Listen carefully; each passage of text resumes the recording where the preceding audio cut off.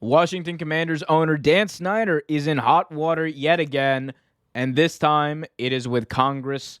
We already knew of the investigation and the allegations of hiding revenue from both the NFL and the IRS, which, if true, they are going to not only cost Dan Snyder the team, but a lot of money in fines. And when you mess with Johnny Taxman, you're facing a lot more than that, especially when we're talking about revenue in the potentially millions of dollars. So there's that end of it. But today we have an update on the Dan Snyder saga. The House Oversight Committee, who is currently discussing the investigation, the NFL's investigation into the Washington football team's workplace conduct, has called both Dan Snyder and Rodger Goodell to testify under oath on Capitol Hill about the investigation and the NFL's bylaws, the NFL's guardrails that apparently failed and led to the hostile workplace culture that it did lead to on the Washington Commanders. So we don't know yet whether or not the commissioner and Dan Snyder are going to be at this hearing. We don't know when this hearing is exactly going to take place. They have been invited. I assume that that Rodger Goodell will either show up himself or send somebody, because the NFL said that they will respond to this request in a timely manner. Washington Commanders also said that I highly doubt that Dan Snyder will testify himself. I think that had this been a subpoena issue where he would have been forced to testify, he would have shown up then. Even then, he would have tried to get out of it. But if this is a voluntary type of appearance, I don't think it's going to benefit Dan Snyder to show up. I think his lawyers are going to tell him not to. And if you're trying to cover your own butt, that's exactly what you should do. You should not show up. But that doesn't mean that we shouldn't hear from Dan Snyder. We 100% deserve to hear from Dan Snyder. We deserve to hear from Dan Snyder what he knew under oath. We deserve to hear what he knew, what he says he didn't know, what went on, and how he let it happen for so long. This is not just one or two cases. The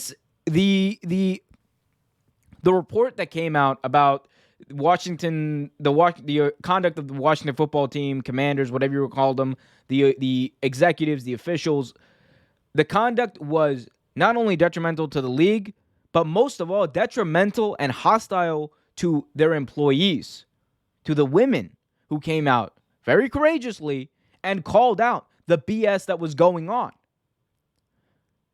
And I'm telling you this, I have been very clear about this.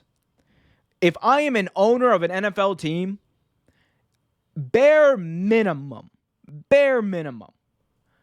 I would be right now not only pleading to testify against Dan Snyder in this congressional probe that's about to take place at this hearing. I'd be like, yeah, sure, I'll tell you exactly what I know. I will try to find out what I can. You're an NFL owner, you got resources. I try to find out what I can, just to make this guy in as worse a light as possible, even worse than he is right now. Because we know that these NFL owners have resources. They can find out anything they want, anytime they want. A lot of times they just choose not to. So if I'm an owner, I would do that. And it's not about digging up dirt to make someone look bad. Dan Snyder doesn't need help looking bad. But I'm talking about I want to make sure that nothing is left off the table so that I, as an NFL owner, can get this guy the hell out of the league. Dan Snyder does not deserve to be an owner of a National Football League team. You could argue that about a lot of people. Prime example, culprit number one, Dan Snyder. It's for every single reason that I've listed out before, and if you didn't see my other videos, I'll list them out again. Standing by the team name, knowing that it was racist, defending it, and doing everything in his power to try to make it seem like Native American communities apparently embraced this racist name? Nah, not today, Snowflake. Number two, this probe, these allegations into the workplace culture, these allegations of sexual harassment, these allegations that have caused people like multiple cheerleaders to feel not only uncomfortable, but objectified in the worst possible way. It doesn't end there. You want to talk about the Trent Williams situation where the dude had cancer? He had a tumor, and Washington told him, "Oh, you're fine." You want to talk about all the bad PR that's going on, the stadium falling apart, the fact that the stadium is out in the middle of nowhere, Maryland, and nobody from D.C. can get to it, the fact that they don't want to build a stadium so that people from D.C. can get to it. This new land that they just bought is where? West Bubble Tuck, Virginia. Because they don't want actual working class people who apparently represent the city that they're supposed to represent, right? They don't want people from Washington, D.C. They want rich people who are going to pay money. Prices for tickets are not that big, honestly, but they want to say that, hey, look at rich people, come to our games, new stadium. Oh, we only want rich people because those are the people that are going to spend the money. And you alienate fans. That's why DC Defenders games for people who are actually in DC were way more fun to go to than Washington football team games. That's why that team in less than 3 months of existence endeared itself to a city.